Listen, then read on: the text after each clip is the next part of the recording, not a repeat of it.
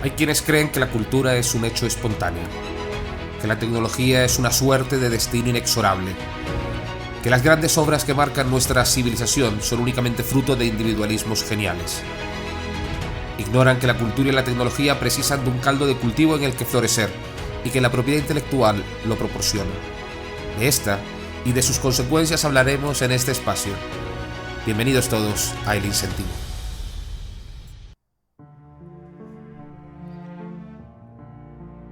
Se suele afirmar que la propiedad intelectual es el estímulo esencial de la producción cultural, que es un requisito básico para el florecimiento de las artes y las ciencias, que cuando los juristas hablan de derechos, los economistas hablan de incentivos. Pero la pregunta es, ¿tenemos prueba de ello? ¿Existen desde el punto de vista historiográfico razones para mantener esta posición o acaso es una mera posición de carácter tradicional que no encuentra justificación alguna? A lo largo de este podcast veremos cómo empezó todo. Florencia, 1421. Por sus calles pasea, meditabundo y preocupado, un caballero entrado en años. Camina resuelto, sin mirar atrás. Filippo Brunelleschi sabe que es un hombre respetado y que su ingenio le precede. Hace apenas un año, el Consejo de Florencia le ha concedido un derecho de exclusiva por la fabricación de un barco de hierro de casco plano, una ingeniosa solución que permitirá a Florencia traer el preciado mármol de Carrara para sus construcciones. Es la primera vez que ocurre, la primera patente de privilegio. Mientras lo piensa, sabe que eso ya es pasado. Su nuevo encargo, la construcción de la cúpula de la futura Catedral de Florencia, Santa Maria dei Fiori, le preocupa. No usará, como han hecho los venecianos en su Catedral de San Marcos, el conocimiento bizantino. Su cúpula no descansará sobre otras, ni estará a baja altura. La suya flotará. Se elevará hasta 55 metros del suelo, aunque lo llamen loco. Ya le han dicho que es imposible que ninguna estructura abovedada pueda soportar su peso, que no hay manera de subir a los hombres que la construyan a tal altura, que ninguna argamasa resistirá la presión. Y el viejo Brunelleschi, con sus 46 años a cuesta, sonríe. 300 noches con sus respectivas velas pasó calculando la forma de distribuir el peso, hasta que lo consiguió. Otros 200 días, con sus mañanas y tardes, encerrado en su estudio, tardó en desarrollar una argamasa nueva de propiedades robustas. Muy pronto lo conocerán con el nombre de cemento. ¡Qué fantástico! Recuerda cómo le decía a su joven asistente: «Pero ni los hombres ni los materiales vuelan, maestro». Y Brunelleschi sabía que a su manera unos y otros lo harían. Los primeros a través de un conjunto de sogas y estructuras, andamios los llamaron, y los materiales se elevarían con cierta facilidad, como por arte de magia, utilizando un ingenioso invento, las dobles poleas. Pocos años después, el pueblo de Florencia veía cómo la cúpula de su catedral crecía ante sus ojos, acompañada de decenas de hombres que la levantaban como si fueran ángeles, sin miedo a las alturas, sin otro temor que el de Dios. Sin duda, más patentes de privilegio, pensaba el viejo Filippo, estaban en camino. Brunelleschi, al igual que otros artistas que habían llegado a Florencia, habían puesto de relieve algo que ya todos sabían. El ingenio humano era fundamental para cimentar el progreso, y por eso se necesitaban a los mejores, a los más talentosos. Y Venecia, el gran imperio marítimo, era muy consciente de ello. Por eso en 1474 expidió el Estatuto de Venecia, una norma que preveía la posibilidad de financiar inventos, máquinas o artefactos que desarrollaran la tecnología a aquellos que, potencialmente, fueran capaces de acometer tal empresa. Quien lo conseguía obtenía un derecho exclusivo, un monopolio de fabricación y uso durante 12 años. Ni más ni menos que 12 años. La noticia se expandió como la pólvora por toda Europa. Inventores y artistas se asentaron en la ciudad de La Laguna, aportando progreso a la ciudad. Y las patentes no tardaron en otorgarse. La primera de la que se tiene constancia documental está fechada en 1474, el mismo año de la promulgación del estatuto, y corresponde a un autor llamado Pietro di Ravenna, quien aseguraba que solo él, o aquellos impresores a quienes él autorizara, tenían derecho legal en el interior de la República de Venecia a imprimir su obra Fénix. Con todo, en el incentivo de las patentes, unos artesanos lo hicieron con especial éxito. Todo el mundo sabía que la fabricación de buques, con los distintos tipos de cristal que precisaban, desde ventanas hasta lámparas, era una prioridad de la ciudad-estado. No en vano era el amo y señor de los mares occidentales. Y todos sabían igualmente, que los vidrios venecianos eran claramente mejorables. A la luz del incentivo, vidrieros holandeses, franceses, así como otros muchos provenientes de otras ciudades-estado del norte de la península italiana, se asentaron en Venecia a la búsqueda de tipos de cristales más apropiados, mejorados. Y los problemas no tardaron en llegar. Los talleres, en el mejor de los casos, generaban ruido y humo, en el peor, incentivos incontrolados. Las autoridades no tardaron en intervenir. Los talleres dedicados a estos menesteres deberían ubicarse exclusivamente donde de manera tradicional lo habían hecho, en las lejanas islas, al final de la laguna, de Murano, Borano y Torcello. Aún hoy, en los modernos vaporetti, que surcan los canales de Venecia como si fueran sus venas de agua, se tarda entre 25 y 45 minutos en llegar. Al hacerlo, se puede visitar muchos de aquellos talleres que aún permanecen abiertos, y detrás de sus puertas, incrustados en sus muros de piedra dentro de pequeños rectángulos, se pueden leer inscripciones de aquellos años. Todos dicen patente de privilegio. Aún hoy, miles de turistas acuden a Murano a comprar piezas de cristal, desconociendo, casi todos ellos, que no hay ni hubo jamás un solo cristal de Murano, sino cientos de variedades, algunos de los cuales ya se perdieron en el recuerdo.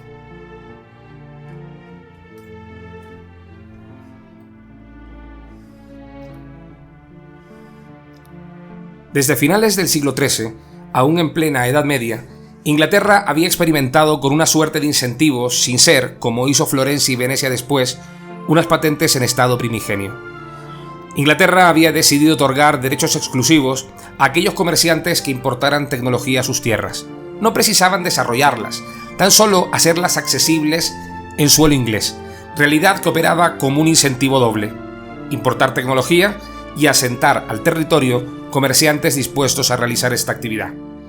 Como es fácilmente imaginable, esta actitud dio lugar a abusos inconmensurables y generó conflictos entre la corona y el parlamento inglés, que exigía, ya en el siglo XVII, criterios objetivos para otorgar estos derechos exclusivos. Para solventarlo, y tras duras negociaciones, se aprobó el llamado Estatuto de Monopolios en 1623. Esta norma adoptó dos medidas básicas. La primera, anuló todos los derechos exclusivos, monopolios, que habían sido concedidos a quienes simplemente habían importado tecnología. La segunda, respetó los monopolios que se habían concedido conforme a las reglas que ahora la propia norma establecía, esto es, aquellos que se habían otorgado a invenciones nuevas a sus respectivos inventores. Aparecían así, por primera vez, las patentes modernas en Inglaterra. No obstante, las patentes no eran la única creación intelectual que generaba fricción. Los editores compraban a precios leoninos las obras a los autores, pasando estas a sus manos y las explotaban a perpetuidad. Los editores se enriquecían y los autores apenas tenían ingresos para sobrevivir. Y lo que es peor, tampoco tenían capacidad para crear, al menos para crear obras de calidad en las que tuvieran que invertir un tiempo y un dinero que no tenían, aunque el talento les sobrara.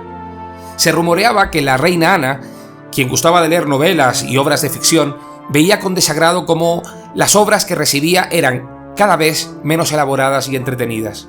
Se dice que al conocer el porqué de esta situación, ordenó promulgar el estatuto que lleva su nombre, el Estatuto de la Reina Ana.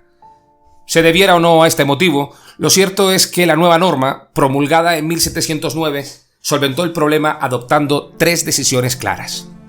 En primer lugar, que los derechos no tenían que estar exclusivamente en manos de los editores, sino que podía estar en cabeza de cualquier persona, es decir, tanto de los autores como de sucesionarios. En segundo lugar, estableció un límite de 14 años sobre los derechos otorgados, siendo renovable para los autores por un término igual. Así, si un autor cedía los derechos sobre sus obras, esa cesión no era perpetua, sino solo por 14 años, luego de los cuales el autor podría renovar sus derechos. En tercer lugar, los derechos sobre las obras en cabeza de los editores seguirían estándolo por 25 años más, al final de los cuales ingresarían al dominio público, para el goce de todos. El Estatuto de la Reina Ana supuso un cambio drástico en la producción cultural inglesa, y su influencia se dejó sentir muy poco tiempo después en Francia. Y no solo allí. Siglo y medio más tarde, en las 13 colonias británicas en América, su influencia sería decisiva en la construcción normativa de los que serían los Estados Unidos de América. Pero vayamos por partes. En Francia, y aún bajo el antiguo régimen, se promulgan 2 leyes que regulan por primera vez los signos distintivos, lo que todos conocemos hoy como marcas. Con esas normas se perseguía, más allá de distinguir productos o servicios en el mercado, identificar el origen y la calidad de los productos. Años más tarde, en 1791, y ya en pleno proceso revolucionario, el Estado francés emite la primera ley de patente francesa de clara inspiración ilustrada, la cual recoge no solo criterios objetivos para otorgar los derechos, sino que parte del concepto jus naturalista por el cual el hombre tiene un derecho natural sobre las obras que son fruto de su intelecto. No es que el Estado decida otorgar un derecho exclusivo, es que, se argumenta, ese derecho es intrínseco al ser humano que crea. La influencia de los filósofos ilustrados que, aún sin saberlo, crearon las bases ideológicas de la Revolución Francesa parecen claras. Al otro lado del Atlántico, las colonias americanas ya habían comenzado su proceso de independencia de la corona británica. Al frente de esos procesos, hombres formados en letras, ciencias y artes conocían la realidad de lo que había pasado en Europa, y no se olvidaron de ello cuando, conseguida la independencia el 4 de julio de 1776 y tras enormes avatares, se convocó la Convención de Filadelfia, en mayo de 1787, que tendría como fruto la Constitución de los Estados Unidos de América. La Constitución recogía, y recoge, cuestiones de mínimos, lo imprescindible, lo básico, la organización del Estado y los derechos fundamentales de los ciudadanos. Poco más. Si en el futuro algo habría que corregir, ya se enmendaría. Pues bien, en esa Constitución de mínimos se señaló que el Congreso, en su sección 8ª, apartado 8º, tendrá competencia para fomentar el progreso de la ciencia y las artes útiles, asegurando a los autores e inventores, por un tiempo limitado, el derecho exclusivo sobre sus respectivos escritos y descubrimientos. Muchos de los firmantes de la Convención de Filadelfia habían visitado Europa en viajes formativos. De ahí la tradición de tomar un año sabático tan arraigada en las clases acomodadas norteamericanas antes de entrar a la universidad, y conocían la importancia de incentivar las ciencias y las artes para obtener un desarrollo cultural y tecnológico. Y sabían que lo iban a necesitar. 2 eran los motivos. El primero, el temor a un contraataque de los británicos en un intento de someter nuevamente a las colonias, que finalmente nunca se produjo. El segundo, la necesidad de disponer de tecnología para conquistar todo el territorio al oeste que terminaría formando parte de la nación ahora incipiente. Visto en perspectiva, el plan fue todo un éxito. Alrededor de 130 años después, en pleno siglo XX, casi todos los inventos relevantes se generarían en este país, desde la aviación hasta la electricidad, desde el teléfono hasta los microprocesadores o el mismo Internet. Tras esta realidad exitosa, y con un impulso que ya provenía desde el siglo XIX, comienza a surgir la convicción, en pleno siglo XX, de que la protección de la propiedad intelectual no es solo necesaria a nivel nacional, sino que es imprescindible una armonización internacional, un proceso que comienza con la Convención de París sobre protección de la propiedad industrial y el Convenio de Berna para la protección de obras literarias y artísticas, y acaba, dicho esto en términos fundacionales, con el Acuerdo sobre los aspectos de los derechos de propiedad intelectual, los conocidos ADPIC o TRIPS, en el marco de la OMC. Con todo, había países que estaban fuera del tablero de juego, y uno de ellos se presentaba como un jugador clave en el futuro: China.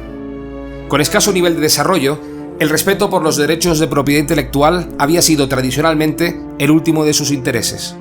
Al igual que ocurriera en Inglaterra en la época del Estatuto de Monopolios, su interés iba destinado a poder replicar, sin respeto a ningún tipo de derechos, el estado del arte mundial, para poder equiparar su nivel tecnológico y su crecimiento económico con los países más avanzados. No obstante, una vez alcanzadas determinadas cotas de desarrollo e incentivada su industria a través de un fuerte régimen estatal combinado con una gran atracción de inversión extranjera, China comenzó a generar un conocimiento que sí quería proteger. Por ello, en 1980 se incorpora a la OMPI, Organización Mundial de la Propiedad Intelectual, y crea no solo una fuerte estructura jurídica en esta materia, sino que se adhiere a los principales instrumentos internacionales. A su vez, fortalece enormemente su Oficina Nacional de Patentes y Marcas, llegando a declarar en 2011 el primer ministro chino, Wen Jiabao, lo que parecía una locución imposible. La propiedad intelectual es un régimen básico para respetar las creaciones artísticas, la ignición de la innovación y es un elemento clave en la construcción del país bajo una ley y una sociedad creíble. Para construir un país basado en la innovación y mejorar el sistema de economía de mercado socialista, los derechos de propiedad intelectual son inquebrantables. Parece claro que alguien en China estudió la historia constitucional de los Estados Unidos en el ámbito de la propiedad intelectual. La legislación sigue y seguirá avanzando conforme a los retos que cada día se nos plantean. Unos retos complejos que una cultura y tecnología globalizada exige y que en podcasts posteriores seguiremos analizando. Los esperamos.